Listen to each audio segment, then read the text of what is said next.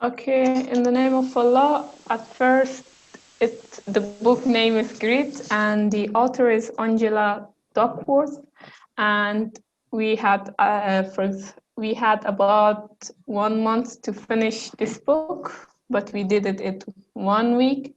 So today I want to just share a few of my slides with you guys. So it's I just made a little bit of slides. So we will just read them and I will explain. And at the end, I have, I think, 2 slides for conclusion. In the book, at first, at introduction and preface part, the writer talked about the word genius. She told her own story to us and said that when she was younger, her father always used to tell her that you're not a genius, and she thought that we born genius. But when she won an award for being a creative girl, at that time she understand that being genius is not only when you born. For example, you have some abilities, you're a genius. Not like that. She said, when you work hard, you will become a genius at any part that you want. After that, it starts with the first chapter. It's called Showing Up. In that chapter, she told some story of some people who joined United States Military Academy, and told the story of people who continued working at this academy because they were just two hardworking people, and people who left the academy actually were not hardworking. They just give up on their dreams. And after that, she told some properties and features of highly successful people. At first, it says they are hardworking in their jobs and tasks. It means whatever they are doing, it's important to them. They are working hard on that and putting a lot of effort on that job. And the second property is that they know what they are doing. For example, even when they are reading a book, they know why they are reading that book, what are the benefits of reading books, and etc. And at the end of the chapter, she just told a small definition for grit. It's passion plus perseverance. And we will say more in chapter 4, I think. In the second chapter, it's called Distracted by Talent. There is many questions about this chapter. For example, one of the main question is, which is more important to success, talent or effort? I write it effort, it's wrong, I think. It says that the question is that when we want to do something or be successful in something, we should work hard on that, or we should work on something that we have talent for. And in this chapter, it talked about two kinds of people. The first is natural, and the second one is striver. Natural people are those people who have talent, for example, in something. For example, Rayhana has talent in writing poems. And strivers are those people who have motivation and perseverance. Even if they don't have talent, they work hard in something that they want to learn or they want to do. And striver people are greater than natural people, and they are even more successful. The third chapter says effort counts twice. I just made this slide. It was too short. As it's not written in here, talent times effort is equal to a skill, and skill times effort is gonna give us an achievement. It's just known from the slide. It's easy. When it says effort counts twice, it means that at first, if we have talent in something, for example, we have talent in playing football, for example, and if we work hard on that, playing football will be a skill for us. And again, when we put a lot of effort and work hard on our skill, it will give us a good achievement. Okay, thank you. The chapter 4, I think it's the longest chapter, how gritty are you? In here, Yes. it at first it's give us two really good definitions about grit. The first one, can you Sahar read it, please?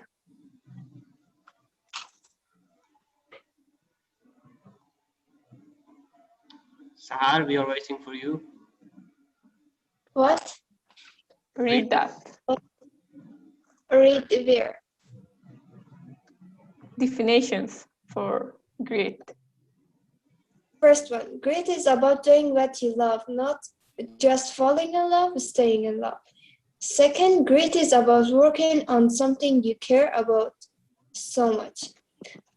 Shall I read the No. third? In here at first it says grit is about doing what you love, but not just falling in love, staying in love. For example, when we were younger or we were kids, we often love to do some things. For example, I used to read a lot of poems, and I also wanted to write when I get older.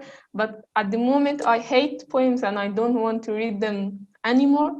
It says that when you are calling yourself a gritty person, uh, when you fall in love with something and you really want to do that, the main point is not just falling in love. You should stay in love with that. It's if it's your school studies or anything else, when you want to be successful in that, you should stay in love with that and work hard on that.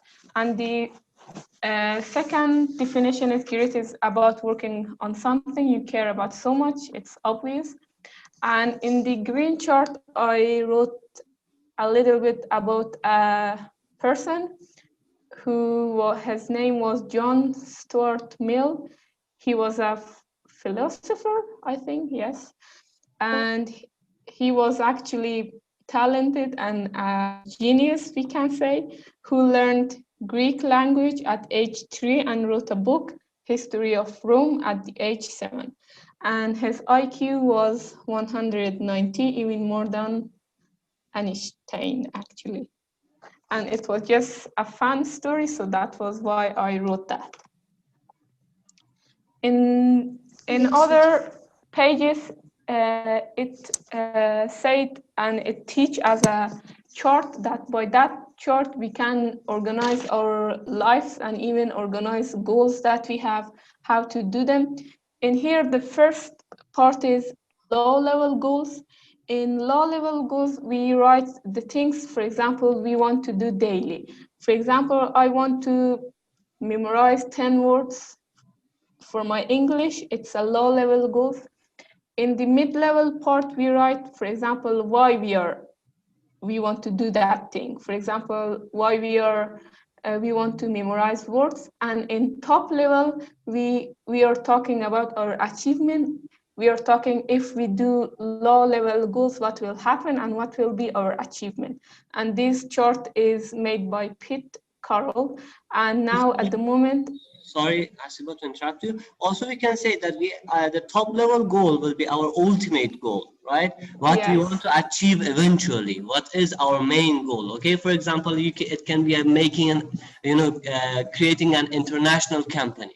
But the mid-level and low-level goals are when you break your highest goal into smaller parts. Okay, when you yes, create some steps for yourself to be able to reach that goal, right? And for example, for creating an international company, maybe your mid-level goal will be creating a national company which is operating on all of cities of your own country, and the lowest level will be creating a company in your own city, right? And then you will go on step by step toward your biggest dreams, right? yes. And for the it's finished. The After that we have chapter 5. The name of the chapter is Greed Grows.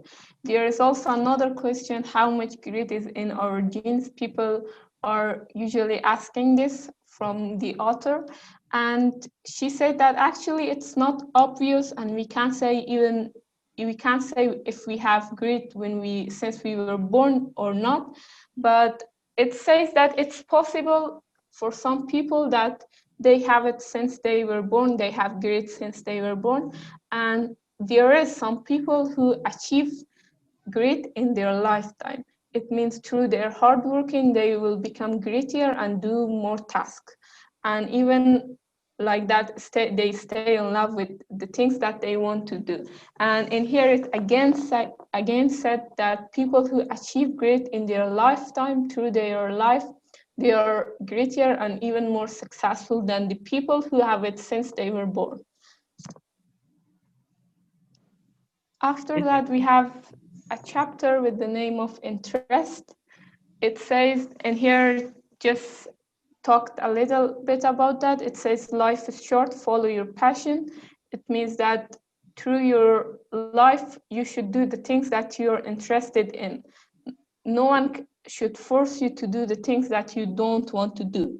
For example, you love reading book, you can read book, you love playing, for example, football, you should play football. And for example, if you don't love playing basketball, you should not play that. And in here, my favorite sentence is, nobody is interested in everything and everyone is interested in something. And the first step for finding our interest is discovery. We should search, for example, there is some books that are, for example, showing what we love. We should discover them and search and find what we love or what we are interested in. And the 7th chapter is about practice. In here, I think the most important part is there is a theory, 10,000 hours of practice is equal to, for example, an achievement. If you practice 10,000 hours on something, you will be a master or expert on that thing. And for starting a practice, there is some steps. At first that we need to set a goal for us. For example, if we want to practice on mathematics, we set a goal for us. For example, maybe solving 50 questions today, it's a goal. And after that, the second step is effort plus attention. We should work hard on that goal, and also we should try to not lose our attention. We should maybe, for example, go to a silent room when no one is there and put all our attention on our goal. And also looking for feedbacks is really important, because when we set a goal for us and do lots of things on that, we should look for some feedbacks from the people who are around us. If there is, for example, if we have a bad habit of doing something, we should ask for others if we have any or not. And if they say that we have a bad habit, we should fix that habit from the feedbacks that we get. And after that, we have purpose at the chapter 8. It says purpose is the intention to contribute to the well-being of others, and how you see your job is more important than your job title.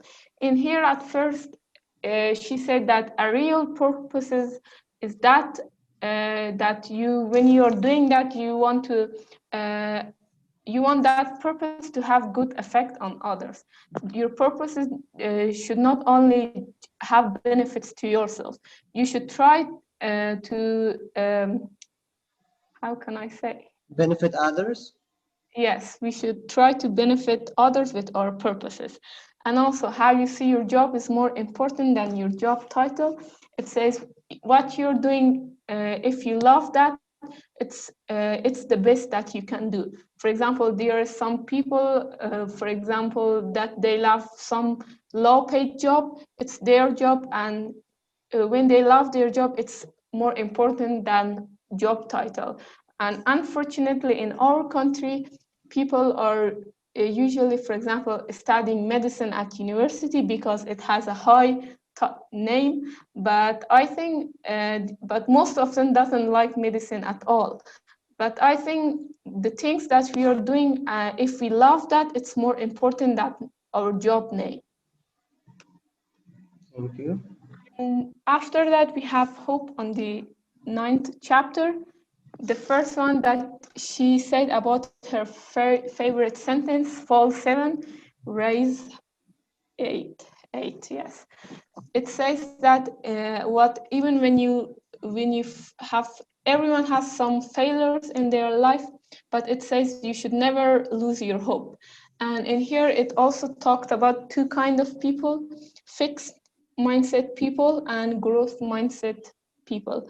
It talked about their personality, actually said what they are doing. Fixed mindset people, they don't want to experience and learn new things. It means that they don't have any hope for doing new things, for learning new things. And after that, said about growth mindset people, they believe they can learn new things and do better. And most of the people who are actually successful in their lives at the moment are growth mindset people, because they tried new things, they wanted to learn new things and do things better. After that, we have parenting for grit at the 10th chapter. It says the question is, what can I do to encourage grit in people I care for?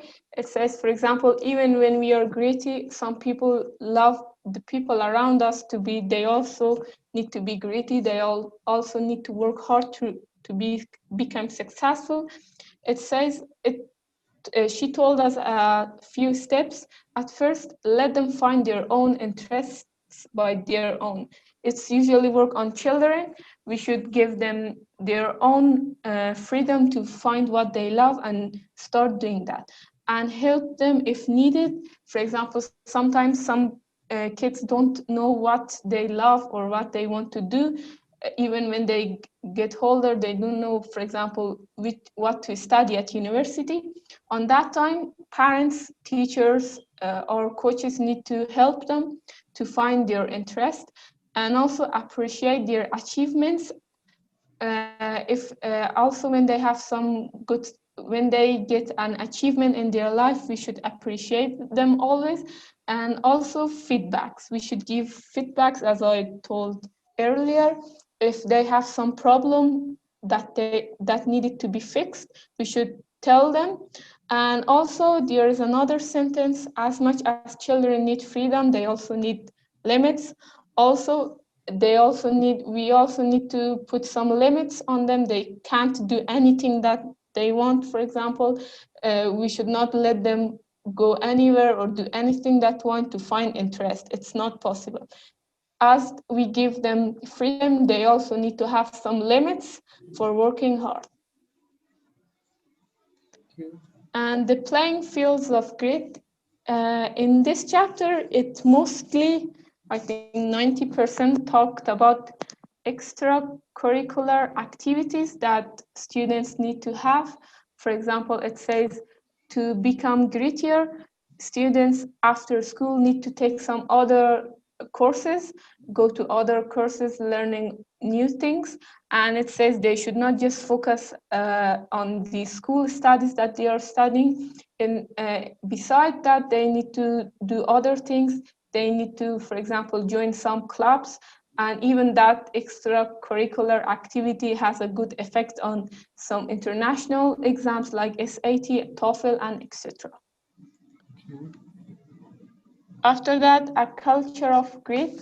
It says, for example, people.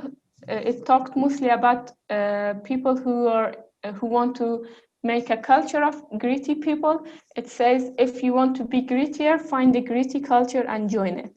If you are a leader and you want the people in your organization to be grittier, create a gritty culture then. It says, in any part of the society, yes, that you are in, you should work for grit, and you should also think about other people's to have to make them also working hard. And the funny example that it gives was about Finns people who live in Finland. It says they are calling themselves as the grittiest people in the world, even though there is only 6 hours of sun in their country. They have an expression called sisu. Sisu means bravado and bravery in their country. This is the ability to keep fighting after most people would have quit, and to fight with the will to win. Even this is their expression that they are using the most for people who are greedy. And for this reason that they are too brave, and they always keep fighting and never give up on their dream, is because in many war that was in Finland, they win those war because they were just too hardworking and never give up on their dreams. And in the conclusion, which is the last chapter, we can say this book was about the power of grit to help you achieve your potential. There's 2 ways that we can grow our grit. It says at first the book that we read was about passion and perseverance. It gave a lot of good example of successful people who were gritty, who never gave up on their dreams. And it says we can grow our grit in 2 ways. The first one is insight in. Insight in is by ourselves. We are doing that ourselves. It's with the hopes that we give to ourselves, with the practice and efforts that we are doing, and also with our goals and attention. And from outside in is from the people who are around us, like our parents, our teachers, and our friends. And at the last slide, I think it's the last one, we all need to know that happiness and success are related to each other and cannot be separated or can't separate it. In here, one of the important topic which was in the book was happiness and success. When we are happy in doing something, we can be successful in that. And when we are not happy in doing something, it's just, I think, impossible to be successful in that. Happiness and successful are both related to each other. When we are happy in doing something, we can truly be successful in that. And developing passion and perseverance or grit is possible for anyone and everyone. We can't say that some people are gritty since they were born and we can't be too. It's wrong. Everyone can be grittier, everyone can work hard through their life, everyone can be successful. And I think this is also one of the most important parts that mentioned in our book. And also remember to not quit in the middle of the season. It's too important. Even, for example, at school, we have some goals to get the highest score. Even sometimes we can't achieve that, but we should not just give up in our dreams and quit in the middle of the season. We should continue working hard, and also through our working hard, we will be successful, inshallah. And thanks for your attention. Finish.